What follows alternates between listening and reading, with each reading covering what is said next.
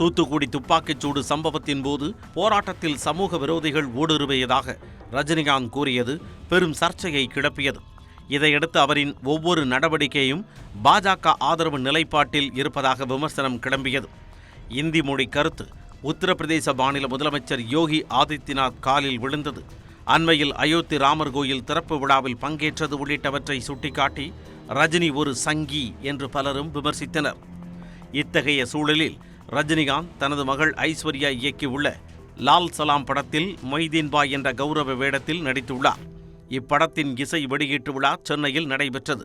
அப்போது பேசிய ஐஸ்வர்யா, சங்கி என்ற வார்த்தை முதலில் தனக்கு தெரியாது என்றும் அதை பற்றி தெரிந்த பிறகு மிகவும் வேதனை அளிக்கிறது எனவும் கூறினார்.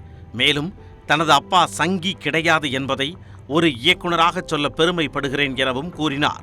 இது குறித்து கருத்து தெரிவித்துள்ள நாம் தமிழர் கட்சியின் தலைமை ஒருங்கிணைப்பாளர் சீமான், நடிகர் ரஜினிகாந்த் துக்ளக் விழாவில் கலந்து கொள்கிறார், கலைஞர் விழாவிற்கும் செல்கிறார் என்றார்.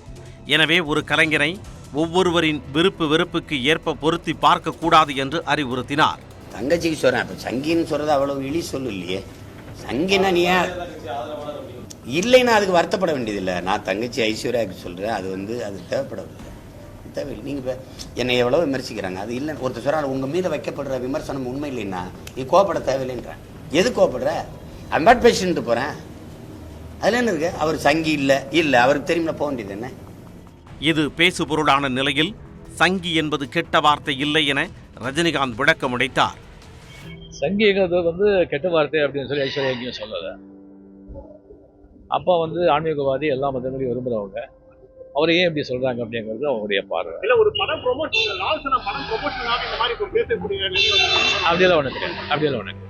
அதே வேளையில் சங்கி என்பதை பெருமையாக கருதுவதாக பாஜக எம்எல்ஏவும் அக்கட்சியின் தேசிய மகளிரணி தலைவருமான வானதி சீனிவாசன் தெரிவித்தார். சங் அப்படிங்கறது ஒரு எதிர் கருத்து வைத்திருக்கக்கூடியவர்களும் எங்கள் கட்சியினுடைய கொள்கைக்கு எதிராக நிற்கக்கூடியவர்களும் அதை ஒரு குறிப்பிட்ட பதமாக அவங்க ஒரு இழிவுபடுத்துறதுக்கு, அவங்கள ட்ரோல் பண்றதுக்கு அப்படிங்கிற மாதிரி அதை யூஸ் பண்ண ஆரம்பிச்சிருக்காங்க. அது முன்னாடி ரொம்ப நாளா பண்ணிட்டு இருக்காங்க.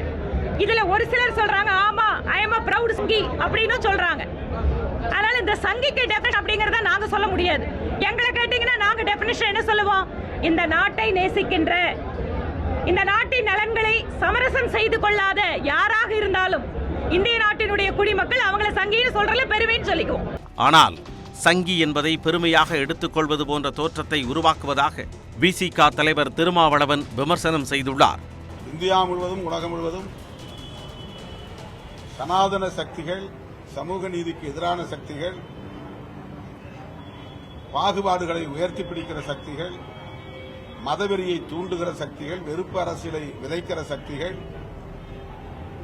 கோவில் கடவுள் என்கிற பெயரால் மக்களை மயக்குகிற சக்திகள் தான் சங்கிகள் என்று அறியப்பட்டிருக்கிறது. அதை அவர்கள் அப்படியே திரிக்கிறார்கள். திரித்து வேறு பொருளை கொடுக்க முயற்சிக்கிறார்கள். அது எடுபடாது. இதனிடையே சங்கி என்ற வார்த்தைக்கு சமூக வலைத்தளங்களில் ஒவ்வொருவரும் ஒரு விளக்கம் கொடுத்து வருவதால் இந்த விவாதம் தற்பொழுது இன்னும் சூடுபிடித்துள்ளது.